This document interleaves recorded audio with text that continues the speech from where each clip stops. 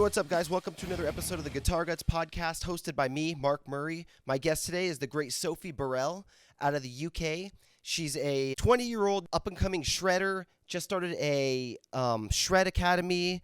She's got a cool collection of guitars. So before we get into the episode, I want to thank my sponsors. Whether you need kill switches, custom picks, a pedal board, pedals, pickups, coffee, amp simulator reviews, or Floyd Rose and other guitar upgrades, they've got you covered. These are companies that support me greatly, so check them out. Links and information is in the description down below. Also, please check out GuitarGuts.com. You can get a Guitar Guts t-shirt, Guitar Guts guitar wall mount handmade in USA, and right now there's even a few limited edition Guitar Guts picks made by my friends over at Iron Age Guitar Accessories. You could even get physical copies of my album, Alves de Amor, and my new EP, Vacation, on GuitarGuts.com. Or you could stream it all. All my music is over on Spotify, Apple Music, Google Play, Amazon, Pandora. Anywhere you stream music, it's available there. Also, don't forget to go hit that subscribe button right now so you don't forget. We got new episodes coming each week, so you don't want to miss one. All right, let's go ahead and bring on my guest.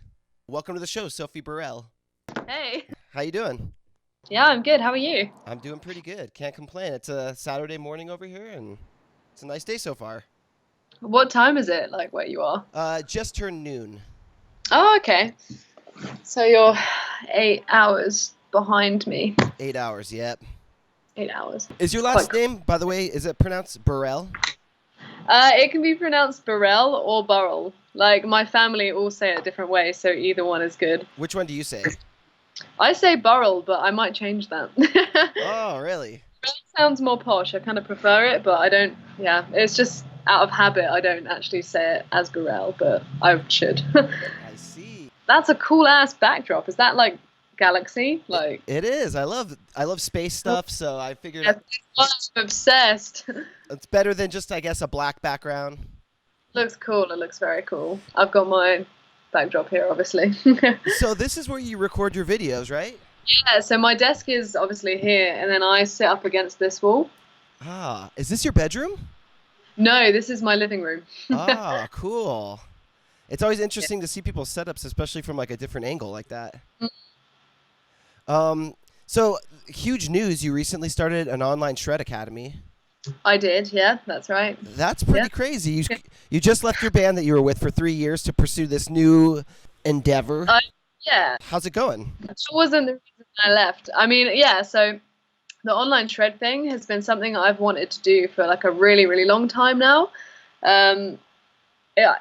I've been kind of working on it since October last year, but I was trying to do it on like a bigger scale. So I was going to do it where I design almost like a book and then just release that. But I just was really terrible at keeping up with, doing work on it. So this is something that allows me to like keep on top of it and release content as I go. So it's actually better for me. I'm better at doing things in the moment than doing loads of prep and then finally doing things. So I just thought, like, I had one of my Skype students made a suggestion that I do it, and he says he's subscribed to another guy who does a similar thing, and he was like, oh, this would be a really good thing, like, you've got a whole audience of guitar players out there, like, you should do it as a teacher as well. And I was like, oh yeah, I totally should. So I teach privately as well, but obviously not everyone can afford private tuition, which is totally fine. But this is something for everyone to sort of stay involved and feel like they can learn something from me as well. Rather than just watching me play, they could actually take something from me. So I kind of wanted to do that, which is great. I just saw on your page today you posted you shredding a solo, and then you showed that same solo, the Alter Bridge one, and you swiped it. It showed it slow down playing to a metronome with the tab on the bottom. That's it. So that's it. That's the form of your videos with your lessons. Yeah, right? Pretty much. Yeah, that's kind of what I'm going for over on my Patreon. I obviously, like, I don't really, for my Instagram, I'll keep those posts sort of less with tab on the screen because I prefer that to be more of like a performing platform sort of thing. But as far as like the guitar course is concerned, then yeah, that's what it's all about. So people can find it at patreon.com/Sophie Burrell. Yeah, that's right. Yeah, that's correct. Yeah. I'm saying Burrell normally, and now I'm like in my head about it. Burrell? Yeah, no, Burrell. Yeah, so yeah, just type in my name on Patreon and it'll pop up, and everyone can join. So how much does it cost? Is there different tiers to this, or is it one package? At the moment that I've only got 2 tiers because I wanted to just like put a few feelers out there. I originally had a Patreon before, but it was more just based on like people just supporting sort of thing, rather than actually getting something in return for what they're subscribing for. Rather than getting additional things in return, if that makes sense. So that wasn't really working out. Like I had a few patrons, but I was like, you know what, I could make this like a lot bigger than it is. So I want to try giving something back, like additional. But at the moment, yeah, I've just started with 2 tiers just to see how things go. So at the moment, it's like silver and gold. I've made it just because that's easy. Silver is just $5 a month, which is like super duper cheap. I was saying on my video, you could buy a pint like with that, and people buy pints of beer all the time. Like it's really, really cheap. And for that tier, you get at least 2 exercises a week with a tutorial and the tabs. So it's just like I focus on different techniques and stuff like that for each week or whatever, and just kick out some content on my Patreon. And then the other one is a $10 tier where you get access to everything you did in the $5 tier, but then you can also get access to all of the tabs and video tutorials for all the solos I do, like on my Instagram and YouTube. So you just get a little bit more. And then I also put up like a one of the, what are they called? Like one of the things you get with that tier, you can also ask any question and I'll answer it with like a video response or a video lesson or something like that. So yeah, just 2 tiers at the moment. I'm looking to branch out and then also make one for beginners, because I've had a few beginners message me being like, oh, I'm not going to be good enough to, do your course, but I really want to. So I've got to introduce another tier, but I'm thinking of doing that on the 1st of next month or something like that. So yeah, it's exciting. Really cool. When did you start teaching guitar? Because you're only 20 years old. You're so young, and to be so good at guitar and being like already so business savvy. Thank you. Yeah, I've been teaching guitar for 4 to 5 years now, actually. Wow, that's crazy. It's quite a long time. I started really young, so when I was like learning myself when I was just a kid, I went to this rock school since I was like 9 years old. And that was like lesson based, and it's a rock school where there are kids in there learning drums and vocals as well and keyboard and stuff. So you would learn for 45 minutes, and then the last 15 minutes you would like jam like 3 songs together, like the whole room would. And I went to that for a really long time, and that was actually quite a big part of who I am today. And anyway, time went on. I left there because I sort of got a bit too old, and I was like, oh, I'm going to maybe do some private tuition or whatever. And then I came back when I was like 15 or 16 and then started doing teaching for them. Carried that on through for a really long time. And I've actually only just become like, I say that, it's actually almost been a year. That's crazy. I became fully self-employed in October last year. Wow. So ever since then, I've been just teaching guitar on Skype and in person. And that's how I pay the bills at the moment. So you started at that rock school that they teach you everything, give you lessons and all that stuff? Yep. Yep. Were you already playing guitar before that, or that's how you started? God, how old was I? I was like 9 or 10 at this point. I actually started by doing vocals there, and I was having private guitar lessons, like half an hour a week. And then I got into that on top of that. So I was having half an hour a week, and then I was doing this hour a week at the rock school. So I did that, yeah, for quite a few years. But so secondary school here starts when you're 11, I think. So when I went into secondary school, I was still doing it, but the half an hour a week then became 20 minutes a week at school. So I used to like go out of my lessons and go and have like a 20-minute guitar lesson, which I really enjoyed because I hated school. So anything to get out of my classes, that was great. But yeah, I can't remember your original question now. What did you say? Basically, did you start playing guitar before that school? But yeah, you started in the school, basically. Yeah, in the school, pretty much, yeah. I'd always wanted to learn guitar since the age of 4 or 5, right? So I watched The School of Rock with Jack Black. Yeah. He was like, right, okay, I know what I'm doing with my life. And that was it. The rest is history, to be honest. So from a really young age, I've always known that I wanted to be a guitar player and wanted to be a musician. You know, a quick funny story. I think you called it secondary school, right? Mm-hmm, yeah. Here they call it middle school. So I went into middle school and they had a band class I didn't know what instruments were in band class. I played guitar for a couple years at that point. So I joined band class. I thought I'm going to be the guitar player in band. and they start going around the class and asking everybody, what instrument are you going to play? And everybody's saying saxophone and tuba, snare drum, and they get to me and I say guitar, and everybody started laughing, and I didn't know why, and I didn't know it was like a traditional band.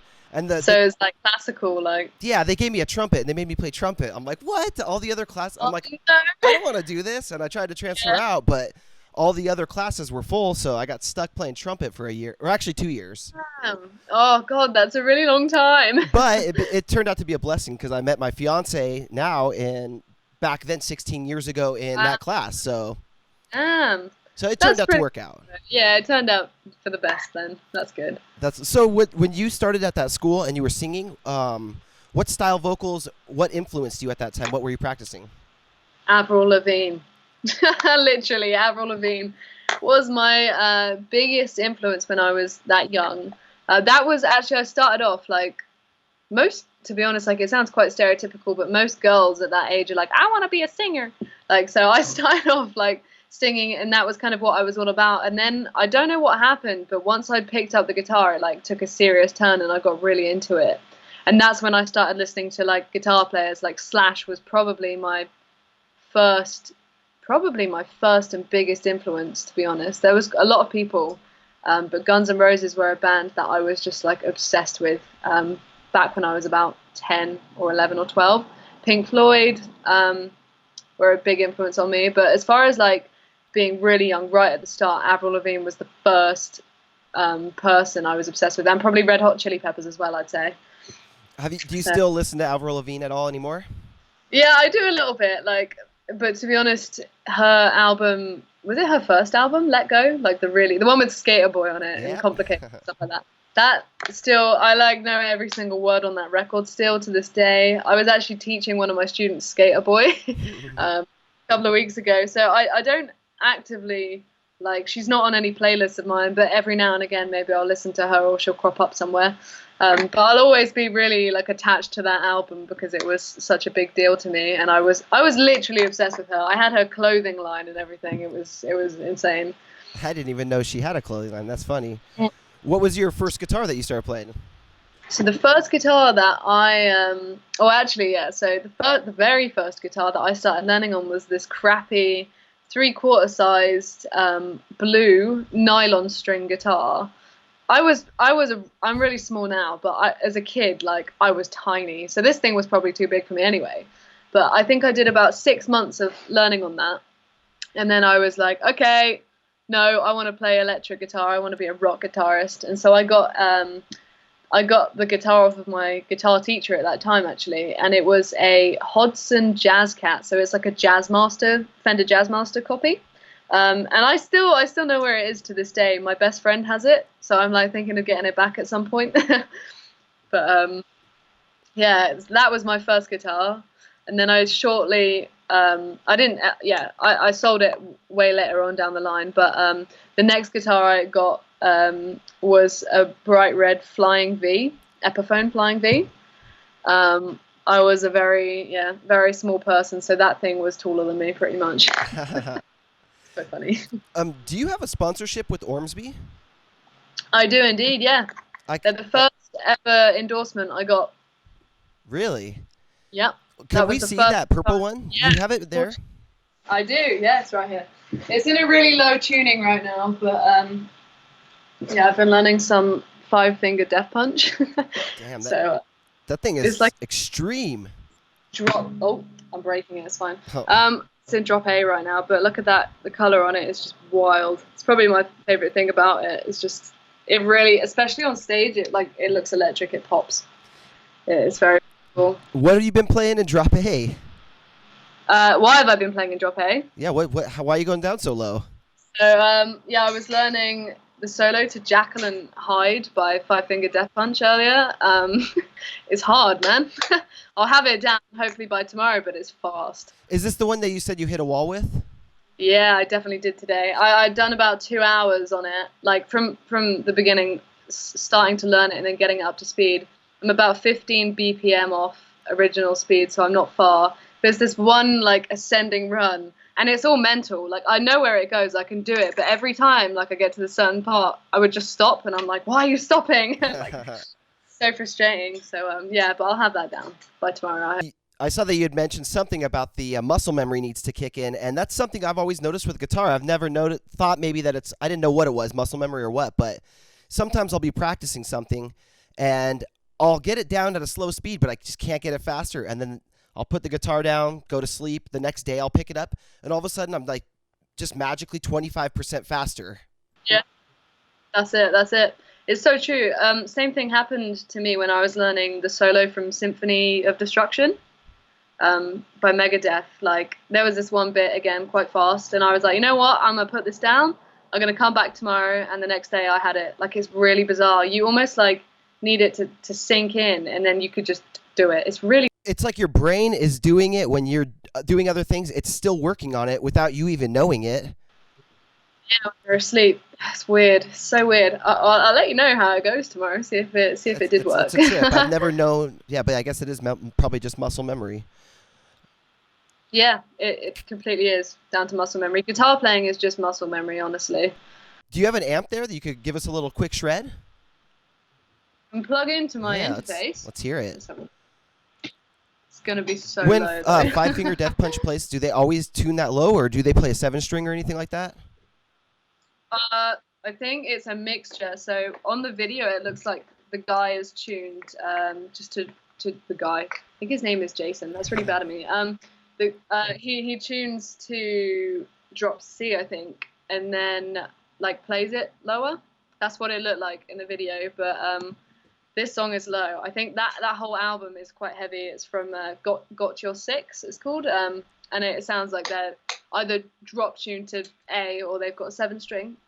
So just waiting for this interface to load up now. Yeah, sounds awesome. Wait, yep. Can you see that? Okay, I don't know what to play now. So it's like so easy to overbend when, like, I've got 10 to 46 strings on here. Like, this is not the right string gauge to be playing drop A on, but you know.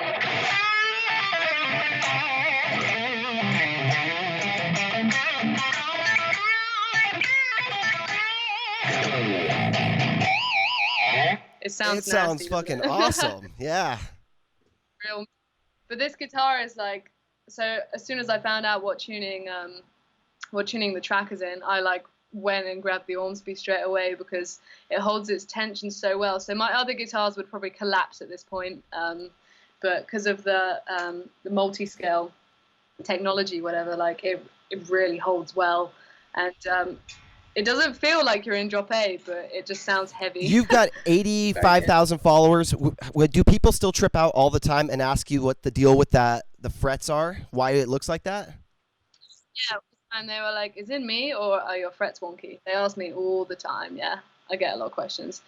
They're like, your guitar is drunk. For people who don't know, what she was just saying about the scale length, it makes it so the top strings, it's like a piano. The top string, or the real low strings, are longer than the high strings, so that when you tune them down, they are just more sturdy and stable. Very strange. So you can get away with being in drop tuning. Yeah, but when you tune up to standard, it doesn't, like, the tension doesn't, you would think it would do the opposite, like it would be really tight when you like go up, but it's not. Like, this guitar is really comfortable in standard tuning, and also like you get often quite a lot of intonation issues as well if you're changing between tunings a lot. But this thing is like it's a real power horse. You can do anything to it and it will cope. So whenever there's a really heavy tuning involved, this is when this bad boy comes out. How many frets are on that thing? There is 29 frets on this thing. I mean, it obviously it's on a slant, so not all of them are 29, but it's like super. And I think I've only ever used it like once, or I've used fret 27. Actually, yeah, once on a periphery solo. I've got a guitar with 27, and it's very rare you even see 27. But man, you beat me. I had no idea that there were so many frets. I didn't even, until I got this, I was like, there are guitars that have more than 24 frets. I was like really confused. I looked at it, I was like, this looks real long, and then realized, I was like, oh damn, it's got loads of frets. With that tone you were just playing through, do you usually play through an interface like that, or do you have an amp around also? Yeah, so It's a mixture, to be honest with you. The quickest way for me to set up videos, I normally try and, obviously, like, there's only so many hours in the day, so I have to try and really I have to be good at my timekeeping and stuff like that. So I normally just plug in straight into my interface, record into Logic, film it, sync it up in Final Cut Pro, and then smash it on Instagram and stuff like that. But sometimes if I've got more time, then I will mic up an amp and do it like that, because I'm actually endorsed by EVH. My cab is sat just there, but yeah, so like when I was still in my band, the reason like there's never any content on my EVH other than in live pictures or videos is because I wouldn't take my rig home, because we would play every single weekend and there was no way in hell I was going to go back and forth in my tiny little car with all my rig all the time. But obviously now a perk of like being bandless is I've got all my gear here, so I can do a lot more work with my EVH, which is great because I love it so much. It's crazy good, that amp. Really, it's super great. How'd you get involved with EVH? That is a very good question. So the only time I ever heard of EVH, like, okay, so before I got into my band, I was playing through a Black Star, a 5-watt combo, like tiny. That thing can't go over drums. It's really, really quiet. And when I got into my band, I was borrowing one of my friends' like gear for a little while. And I was at the point I was like, I don't want to keep using your head, man. Like, I'm worried I'm going to break it, so I need to get something. And so our other guitarist was playing EVH. So I was like, can I try your amp? I really like the sound of it. Let me like play, sort of thing. And I just didn't even question it. I'm the type of person I like what I like, sort of thing. So I heard it. I was like, yep, I could do with one of these. Had one second hand, and then went and picked it up like the next day after my first weekend of shows with them. So I've had that head for a really long time, almost 3 years now. And then I did networking. I met, just messaged around a little bit, said, oh, who's got a contact for EVH, and then got in touch with them, and they were like, sure, we'll sponsor you, sort of thing. So it probably wasn't quite as easy as it sounds. Like you have to have the backing to get a sponsorship, obviously, but yeah, they're really, really decent company, and they make absolutely killer amps. Obviously, they're a part of Fender as well, so yeah, it's all super awesome. Do you have any plans to purchase or get any EVH style guitars? Probably not, to be honest with you.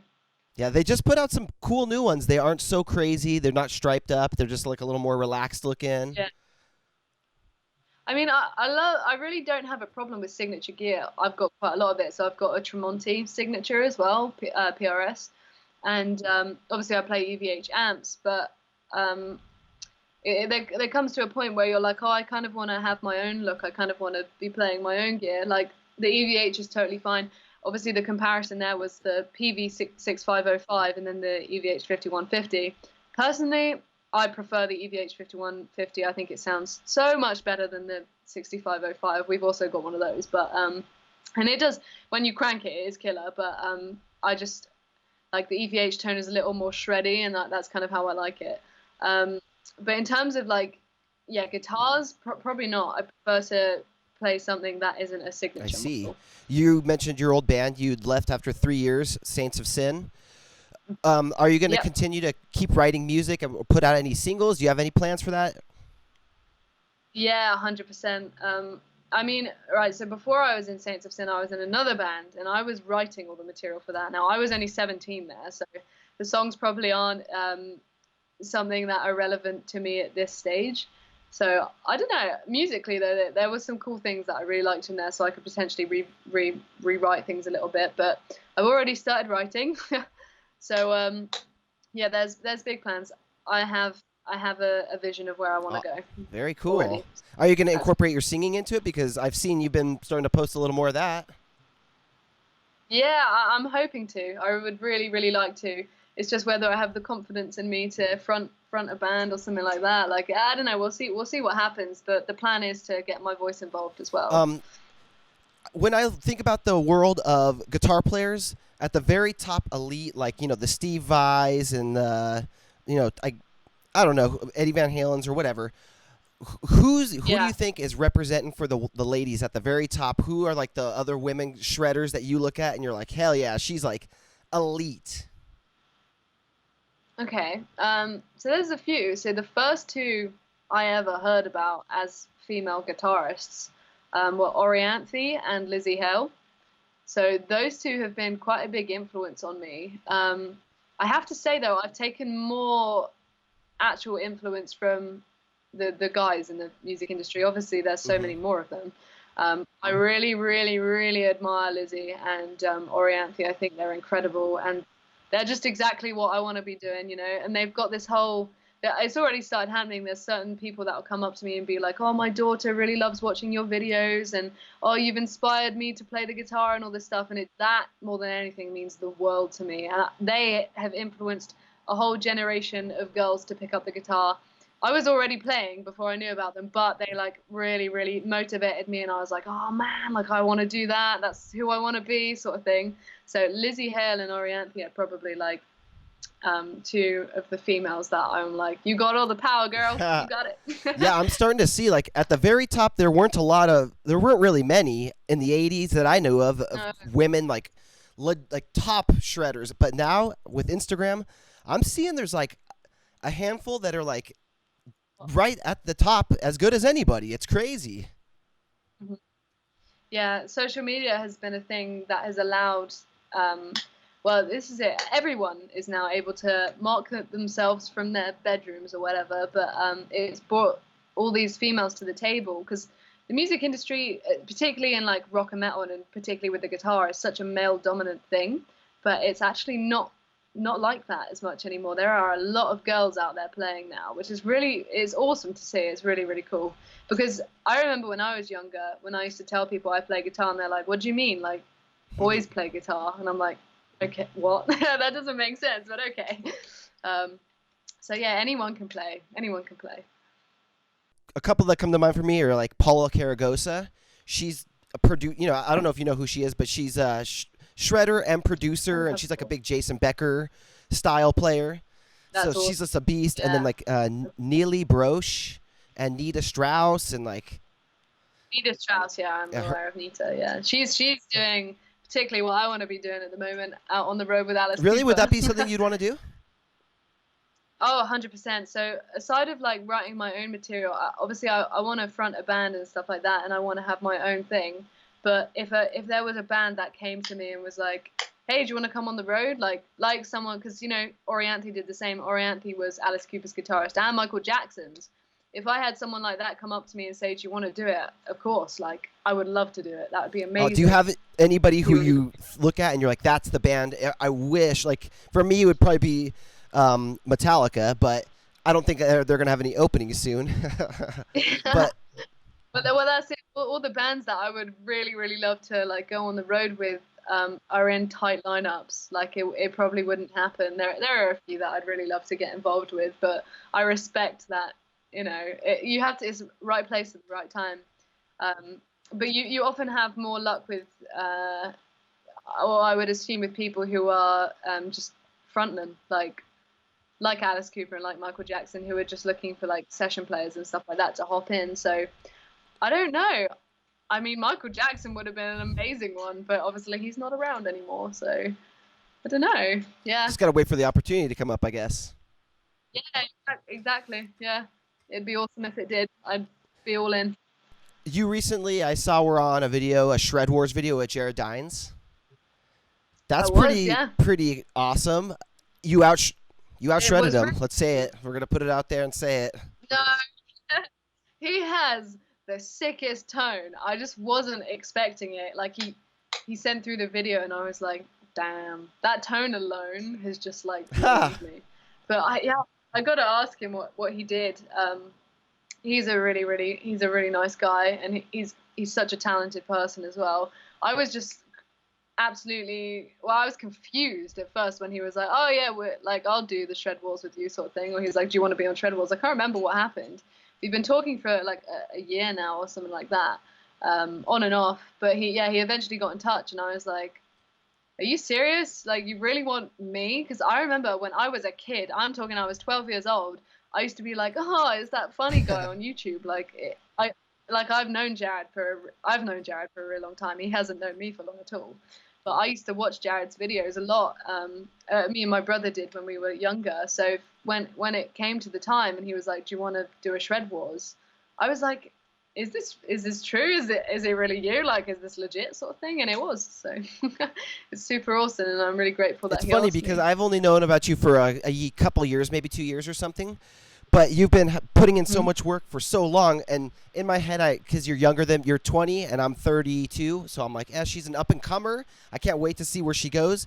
But like, really, you've been putting in so much work before anybody ever saw you doing Instagram videos and stuff like Yeah. that, and it's really paying off. Everything seems like it's coming to fruition, and with the school and the opportunities are coming up, Yeah. and I'm feeling really, really positive about things and where it's headed. Like this last year, especially, has just been a game changer for me. Like this last year is when things have really started happening for me. I'm nowhere near there yet, but obviously, like, I'm incredibly grateful for everything that has happened so far. Literally every single follower, I'm so grateful for. Like, their support means more to me than anything. And so I remember a time. Are you familiar with the page Riff Wars? yeah. Yeah. So they used to like share me all the time when I'm talking. I was 15, 16 years old. And I have a vivid memory. I used to screenshot when I would hit a follow count or a certain amount of likes. I don't do that anymore. But when I was younger, I used to do that. It used to make me real happy. And I remember sitting in my living room in a house I was in 2 houses ago and being like, oh my God, I hit 400 followers. And I was like literally so chuffed with that. And to think that it's gone from 400 followers, like me remembering that when I was 16 years old, being 20 and having 85,000 of them, I'm like, what? Like, I just never really saw that coming ever. Yeah, this last year especially. So at the beginning of the year, I was on like 20k somewhere, like within the 20s. Um, and I'm not sure what happened. I like just started posting really regularly. People keep asking like, how did you do it? And I don't really know. I just posted a lot, put in a lot of hard work, was really consistent with what I was doing, and it kind of just went from there. Like it's a bit like a domino effect, I guess. But yeah, it's absolutely crazy. Oh, yeah, it's mad. I still have a job. I wish I could do all this stuff full time like you are, just be supported by music. When you first switched over, was it like a scary thing, or were you just inundated with lessons and everything that you're like, I got this, no problem? So okay, so when I was living at home with my mum last year, I was not really doing much actually because I wasn't paying rent at this time either. And I was like, what am I actually doing with my life right now? So I was teaching a couple of students a week, but I didn't really need the money because I was living at home, right? I wasn't paying for anything.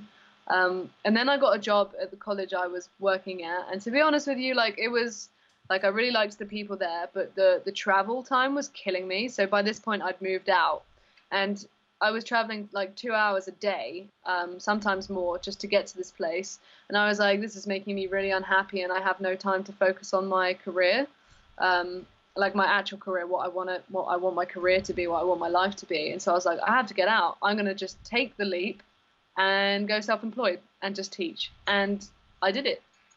And I was scared. Like for the first 3 months, I was really, really worried about, landing on my ass and having no money. But I made sure I had a lot of savings ready to go. So if I did fall on my ass, I wouldn't really fall on my ass. I'd fall back on that.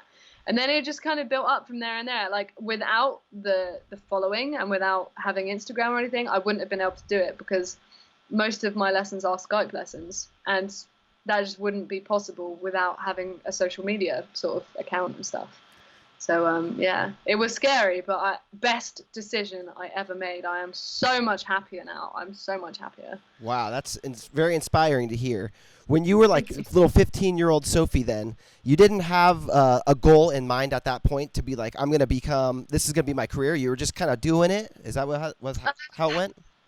Kind of, I like went through a really weird time, sort of when between the ages of like 17, 18, 16, 17, 18. I always had a goal. I was like, I want to be on the stage. Like when I was 15, obviously I wasn't in Saints of Sin or anything. And I was like, I want to be like Lizzie Hale. Like that was the thing. I want to be like Alter Bridge. Like I want to be on that. I want to be where they are, sort of thing. So I've always had this long-term goal but I wasn't necessarily like actively working towards it. I was still posting. I got Instagram when I was 14. I've been posting a really long time. Wow. I wasn't doing the videos to the like quality that I'm doing them now. So I was on my iPhone in my bedroom. I still do some like that sometimes when I don't want to set everything up and I just want to capture something. But I wasn't actively like trying to build a following. I was just like bumbling along. Now I'm like, I'm hungry and I want it. Like I'm gonna make this happen, sort of thing. And you can't really say it like that. I'm not gonna make this happen, but I'm gonna work hard and like actually start pushing out content that people were interested in, sort of thing. So yeah. Wow. Can we see in a couple, maybe your PRS? Yeah, of course you can. There's so many guitars in here. How many do you have in your collection?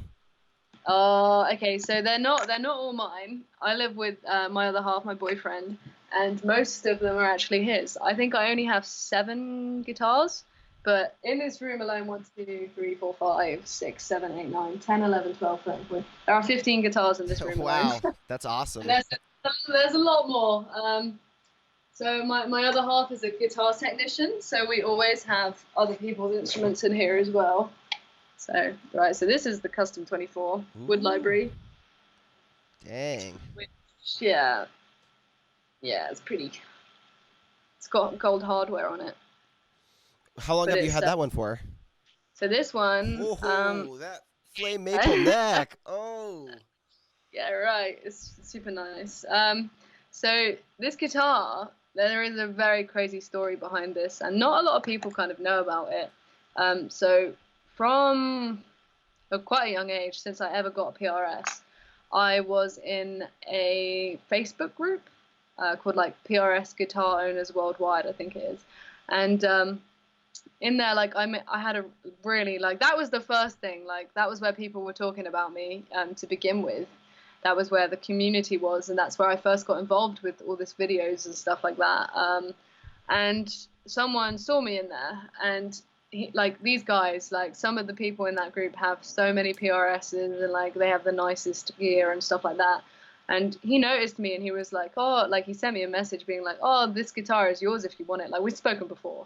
And I was like, haha, like stop playing, that's not funny. Anyway, a couple of months rolling down the line, and he was like, no, seriously, this guitar is yours if you want it. And I'm like, what do you mean? Like I was 16 at this time. He was like, it's not weird, nothing crazy's going on, because this guy was like he was a man, he wasn't anyone, sort of thing. Like, so people might think, oh, that's weird, like it's not right. Yeah, he's trying to be like a sugar daddy or something weird. Yeah, for sure.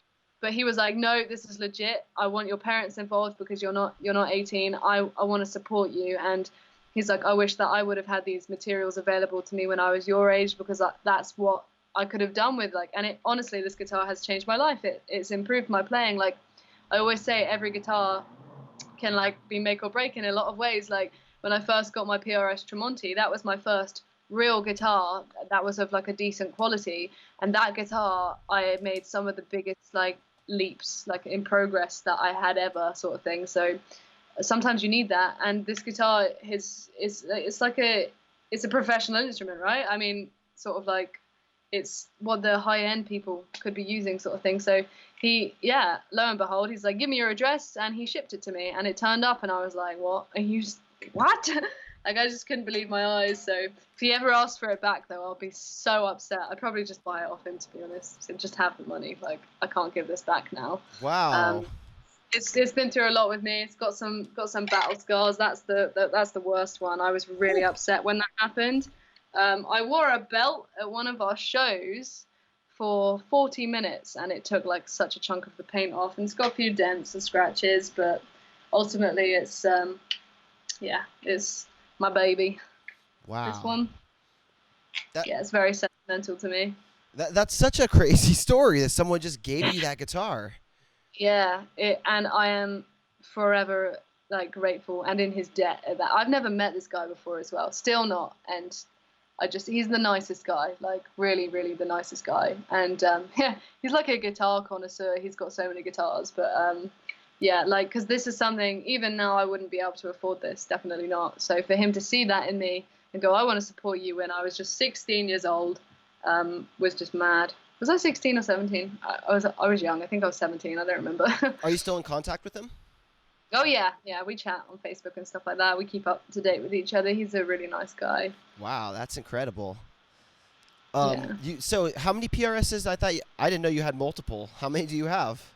Yeah, so I've got well we've actually got four.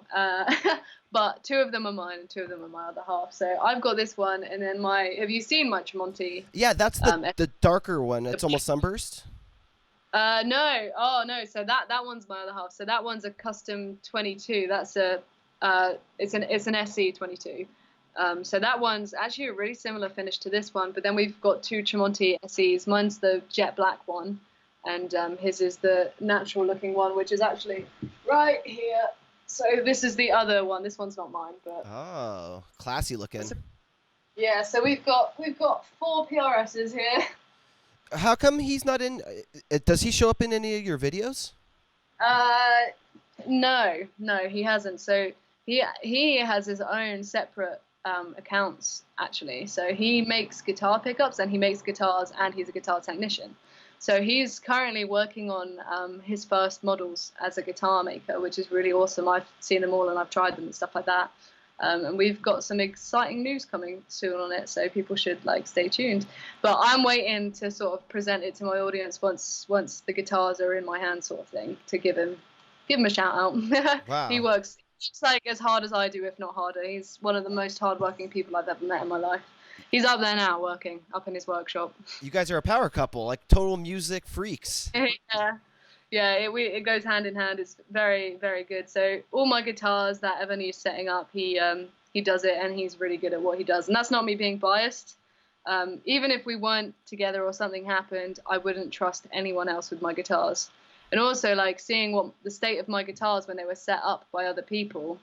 When I met him and he took a look at them, he was like, this guy, he showed me what was actually wrong with them, and I was like, oh no, this guy's done a right old number on my guitars, but yeah, he's very talented at what he does, and I'm super excited for him as well. He's got some really great stuff in the works.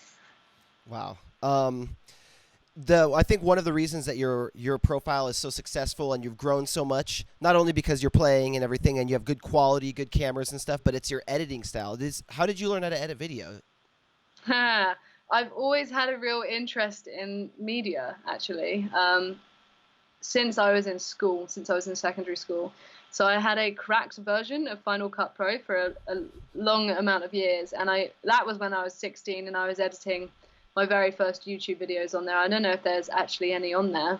Oh yeah, there is. Addicted to Pain, my Alter Bridge cover. That one on my YouTube is super old. And that video actually was the first video that I made real effort with, to be like, I'm going to try and learn how this software works. And I remember my brother coming in and being like, you can add filters and stuff, because he tried iMovie before or whatever. And I was like, oh my God. But anyway, yeah, over the years, I've just kind of, I have a real interest in it. So Saints of Sin actually just released a lyric video today, and I edited the whole thing. I made the lyric video. And that was okay, so I love to edit, but my computers can't actually keep up with it.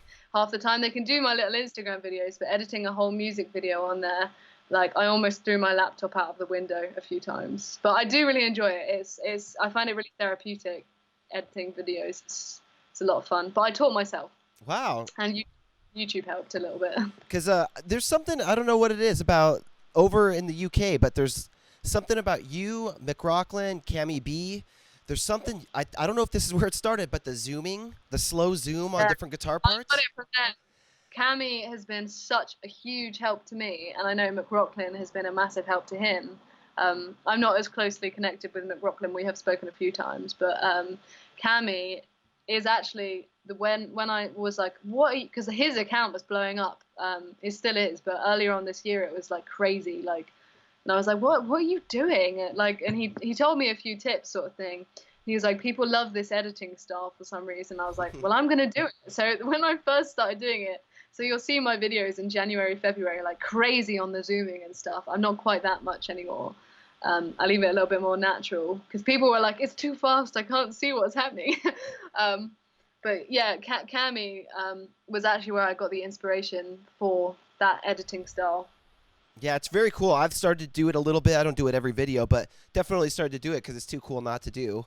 And then, I don't know. It's just, Your videos also, you have a fun style, the way that like you look at the camera, like you'll do something awkward at the end and then you like look at the camera like, what am I doing? Like Yeah, it's yeah. hilarious. I'm like, I make videos all the time and I'm constantly doing weird stuff in the video and then I'm like, ah shit, now I got to re-record it because I did a weird face at the end. No, But I have to like, yeah, I do. I'm like, oh, I made an ugly face there. Like, I need to redo that. I am that picky sometimes, but sometimes I think like it shows a bit of my character when people meet me. Like, I am like a dork. I am such a goofball. Like, I really am just weird, to be honest. And I feel like you should let people see that because they'll like you for it as well. It's natural, and people love the outtakes. They think it's hilarious. Like, it wasn't until a few months ago that I even started talking on camera. And when I started, people like lost their shit a little bit because they're like, "Oh my god, an insight into what you're really like." And I was like, "Oh, so people actually want to see what I'm like? Okay, well then I'll give them a little look at that, and I'll be weird." yeah, it's nice because it also looks like you're having fun. I notice on my own videos, you see my face, I just have a stone face. I don't make faces when I play. And after watching like other people, like you look happy. And then I see other people they make weird guitar faces. And I'm like, man, I need to do something. I don't gurn as much. I used to gurn, like playing live. I used to gurn a lot more, but I try to keep it interesting because it's I feel like it's such a massive thing. Like, I don't mind watching shredders with a stone cold face if they're doing something really cool. But I'm trying to do something real hard or whatever, and then like trying to still stay groovy with it. Because people like that. It shows character, right? Yeah. Even though I'm concentrating really hard, I'd much rather like fuck it up a little bit and look happy, rather than have a stone face and like not screw it up or whatever. Like, I'd much rather screw it up. It's more fun. So you said you're working on Five Finger Death Punch. New Slipknot's coming out. I was looking at some of your videos. You play Polyphia stuff. What's your favorite stuff to play right now? Oh God! So I only discovered Five Finger Death Punch like a month ago. Hence why I don't know their names or anything, which is kind of bad of me, but it's just the way it goes. So that album, Got Your Six, is something I like. That's what I put on in the gym at the moment. I can't stop listening to it. So I've been learning a lot of their stuff. No, I haven't. That's a lie. The first thing I've learned today. But I've been listening to a lot of their stuff, and I really, really like that guitar playing style. It's really like, it feels a bit, obviously they're completely different people, but are you familiar with Andy James? Yeah, he's a beast. Yeah, so that sort of playing style of guitar is something that I like a lot. In terms of other playing styles, I always say this, Mark Tremonti is like my biggest guitar playing influence, and Slash. So mush those two together and then you get kind of what I am, along with a lot of other people too. But so I really enjoy always learning Mark's solos because to me they feel supernatural. Like, that's not supernatural. They feel really natural to play. Like, because I have always really been a fan of his playing style, and I've learned a lot of his material ever since I was 12. So whenever a new solo comes out, I'm like, oh, okay. And it doesn't feel like odd to play because I'm like, oh, he's done this before. Like, this feels super normal to me, sort of thing. So I really enjoy playing his stuff in terms of it flows easier. Same with Slash. Learning Slash's songs like really flow quite easy for me, or Guns N' Roses or whatever. So those two are probably like favorites to learn. How'd you first get exposed to Tremonti? Through my brother. He was like, oh, I've started listening. He used to get really annoyed. He was young then as well, but if I would like a band that he likes, he used to get hated. But he was like, oh, I've started listening to this band, Alter Bridge, and then the first song I heard was Rise Today. And then I was like, geez, like, I love this. And then obviously Miles Kennedy's vocals, like, he's a massive influence on me as well. And then obviously from looking at Alter Bridge, I was like, this guy can shred, like, this is insane. He became my favorite guitarist. And then he did a solo project. I lost my mind over that. But no, I was about 13 when that first album came out, and I remember like going into a music store here. It's called HMV, and I don't know if you guys have that. And I went in and I saw the album there, and I was like, oh my god, like, this is insane. And I listened to that on repeat for a long time. But his guitar technique. People always say to me, oh, you really like your legato, and I'm like, yeah, he's the reason why. Have you seen his playing? He does it all the time, man. Like, I love it. What's your couple of your favorite tracks of his, that because people always recommend them to me, and Actually, when I was around that same age, about 13, I actually liked Creed at the time. And in the U.S., I don't know if it's like this everywhere, but Creed is kind of a joke. People like, that's like, People, here as well. it's like Nickelback. It's a punchline, Yeah. and it seems like now people aren't saying it as much because of Nickelback is around. But Yeah. but I liked the first two albums, the Creed albums. I thought they were really actually good. don't mind it. Like there are a few tracks like I listened to, and I did really enjoy Creed. Like for some of it, I prefer Alter Bridge definitely, and Tremonti's project, of course. So which track should I check out from either Tremonti or Alter Bridge to really like go? Okay, yeah, I see what the fuss is about. I don't know if I could pinpoint it down. Some of my favorite Alter Bridge tracks, not necessarily for their lead guitar work, but just as tracks. Obviously Blackbird, everyone says that because it's an incredible song, but like Words Darker Than Their Wings, I Know It Hurts, like the one I did today, that's got one of the craziest solos in there. There's a lot as far as the Tremonti project as well. Like there is Alter Bridge and Tremonti, I love every single one of those albums, to be honest, like through and through. Yeah, they just resonate with me, really do. I don't know if I could recommend just one song, to be honest. Is there one album that should be the one I start with? Just start from the top. Really, just go through. Start from the top. Listen to all of them. Check out AB3, though. That was a time in my life where I needed that album. I was really young at the time, but I remember like I really screwed my leg up and I was in hospital. And I remember listening to that album, and that was like what was kind of getting me through that time before I was released or whatever. So that album I have really fond memories with. Like I associate albums with like a time in my life half the time, like if they were released when I was that age or whatever. And that was in my teen years, obviously. So every album for me has a different vibe because it brings back memories of what I was going through at that time. But yeah, I just say listen to all of them. Start from the top. Start from the top. All right. Well, I figured it out. What's going to happen is, have you met Mark Tremonti yet? Yeah, I've met him a few times, actually. Okay. He's like the nicest guy ever. He really is. I'm thinking it's you and him are going to get together, make a new band of some sort, be touring around, because you know his style well. You guys would be able to do duets, harmonize perfectly together, and that's going to be the big thing that you're going to join in on that we were talking about earlier. That'd be great, but... Like, I know he knows who I am because I've met him a few times and he's seen my stuff before. But, yeah, I remember because I've actually done a few guitar clinics with him, right? So I have actually technically played with Tremonti. I remember he got me up when I was just 14 in front of this whole class and I, like, royally embarrassed myself and, like, really screwed up this one exercise. Oh, no.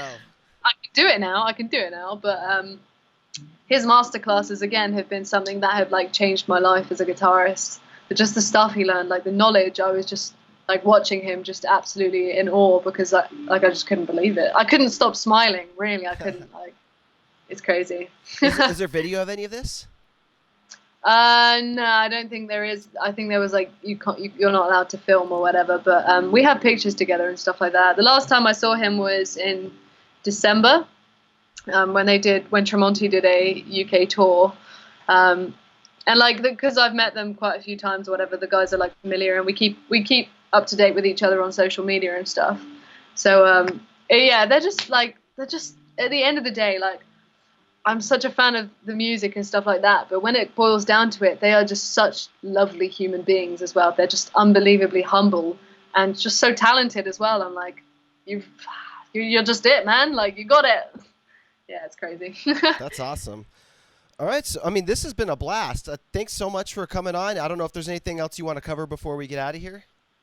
I don't really know. You've covered a lot of it. Basically, hello, future. I'm ready. That's awesome. You're super inspiring. Seeing what you're doing with the Shred Academy, with your Instagram following. I mean, it's really cool. So I can't wait to see what you do next. Up yeah.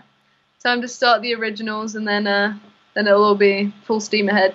So everybody, make sure you follow her at Sophie Burrell.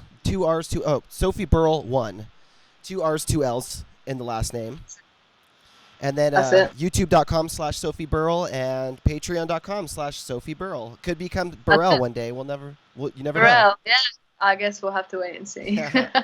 All right, Sophie, thanks so much. This was awesome. Thank you. Thank you very much for having me. Cool. Have a good night. Great, you too. All right, and that is the episode, ladies and gentlemen. Thank you so much for watching. Check out my guests' contact information down below. All their links to everything is there. Links to my sponsors, links to my information. Main one is at Guitar Guts on Instagram. That's the easiest way to contact me. Of course, please subscribe to the podcast if you enjoyed it. We got new episodes for season 2 coming out every week, every Wednesday till the end of 2019. So go ahead and click right up here. That's the subscribe link. Right over here is another good episode of the podcast. If you want to check out some old episodes, here's an old playlist. This has all the episodes over here of the old podcast episodes. And I don't know, here's another cool video that I did recently, just for fun. Check it out. Thanks so much for watching, guys. GuitarGuts.com. Get your Guitar Guts t-shirts there. You can get copies of my albums. Aves de Amor. We got Vacation. Also, they're on Spotify, Pandora, Apple Music, Google Play, Amazon, all the streaming services. It's available there. So check it out, guitarguts.com. Thank you so much for watching, guys, and I'll see you next Wednesday.